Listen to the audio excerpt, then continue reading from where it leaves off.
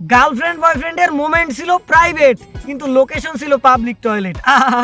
কোনো লাভ নাই, পুরোটাই লস। আয় হায়, সবাই কইতে আছে পাবলিক টয়লেটে কি এইসব জিনিস করে? পাবলিক টয়লেটে এইসব করবে না তাহলে কোন সব করবে? আপনি একটু কমেন্ট করে বলেন। বরঞ্চ বাঙালি নতুনভাবে পাবলিক টয়লেট ব্যবহার করা শিখেছে। আগে তো 1 নাম্বার এবং 2 নাম্বার 2 কাজের জন্য ব্যবহার করতাম, এখন আমরা 3 নাম্বার কাজের জন্য ব্যবহার করার সুযোগ পাইতেছি। এটা বাঙালির নতুন আবিষ্কার। তাদের তো শান্তিতে নোবেল দেওয়া দরকার। এখন অনেকে বলতেছে যে সস্তার 3 অবস্থা, ওইসব জায়গায় কেন গেল? হোটেলে গেলেও তো পারতো। আরে ভাই, মেয়েটা নিশ্চিত জানতো যে ছেলেটার 5 মিনিটের বেশি লাগে না। 5 মিনিটের জন্য হোটেলে যাবে, এত টাকা খরচ করবে কিসের জন্য? মেয়েটা অনেক হিসাবি, এইটা আপনারা বুঝলেন না। আমরা কম বেশি সবাই জানি যে বাথরুমে শয়তান থাকে, আর বাথরুমের শয়তান থাকে যেহেতু একটু শয়তানি করতে গেছে, সেইখানেও সমস্যা।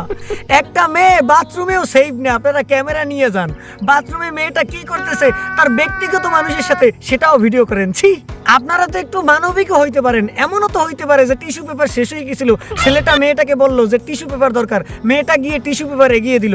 একটু মানবিকভাবেও চিন্তা করতে পারেন। অন্যভাবেও তো চিন্তা করা যায় যে হইতে পারে যে ছেলেটার টুনটুনি প্যান্টের সেইনে আটকে গেছে, সে এমনভাবে কাতরাইতেছিল, তাকে সহযোগিতা করার কেউ ছিল না। এমন সময় মেয়েটা তার কাতরতার সুযোগ নিয়ে, কাতরতার শব্দ শুনে তার কাছে গিয়ে মানবিক সহযোগিতা করেছে, তার টুনটুনি প্যান্টের সেইন থেকে বের করার জন্য সর্বোচ্চ চেষ্টা করেছে। এমন সময় আপনারা তার সরলতার সুযোগ নিয়ে ভিডিও করেছেন। হায় আল্লাহ, মানবতা আজ কোথায়? লজ্জা লাগে। সবসময় দুষ্টপানি চিন্তা ভাবনা করবেন না। এমনও তো হইতে পারে এটা একটা এমার্জেন্সি কেস, 2 জনের একসাথে বাথরুম পেয়েছিল, 2 জন একই সাথে গিয়েছিল, ভাগাভাগি করে বাথরুম করতেই পারে, সহযোগিতার হাত বাড়িয়েছে, একই বাথরুমে 2 জন একসাথে ব্যবহার করেছে, ইজি কাজে বিজি হয়েছে।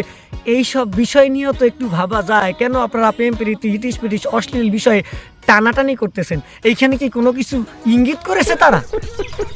যারা বলে নারীদের অবস্থান উপরে ওঠা উচিত, নারীদের অবস্থান পুরুষের থেকে একটু উপরে থাকা উচিত, তারা অবশ্যই দেখতে পেয়েছেন নারীর অবস্থান কিন্তু উপরেই আছে।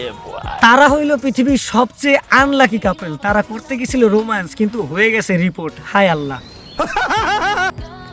কত বড় রিস্ক একবার ভাবা যায়। দরজা ছিল লক, কিন্তু ভাগ্য হইল আনলক। পুরোপুরি সিকিউরিটির পেস্টিস পাঞ্চার। আয় হায়, তারা ভেবেছিল মুহূর্তটা শুধুমাত্র তাদের, এখন পুরোপুরি মুহূর্তটা হয়ে গেছে ফেসবুকের। আয় হায়, যেসব ছেলেরা সুন্দরী মেয়ে খোঁজেন, মোটামুটি হিজাব পরা পর্দাশীল, তারা দেখতে পান তারা এখন কোথায় আছে। সুন্দরী পরি এখন বাথরুমে লুকিয়ে থাকে।